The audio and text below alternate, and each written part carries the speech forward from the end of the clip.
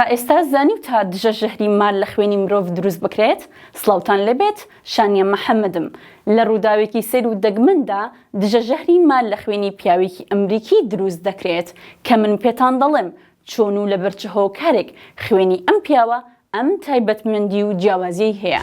تیم فریدی ناوی پیاوەکەیە، تەمەنی 57 ساڵە. لە ماوەی 20 ساڵدا زیاتر لە 100 جۆری ماری جیاواز لە نمونەی ماپۆ، کوبرا، تریپیان و کریت پێوەی داوە. بەڵام فرید هەر زیندووە و ژەهرەکان لە جیاتی کوشتنی بوونەتە هۆکارێک کە جەستەیەکی بەهێزتری هەبێت.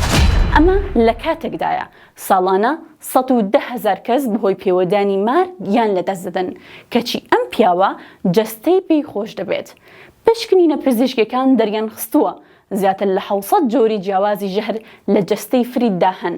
هەر ئەمە وەی کردووە کە خوێنەکەی کوالیتی و تایبەتمەندێکی جیاوازی هەبێت و ببێتە هۆکارێک کە دژە ژەهری لێ دروست بکرێت.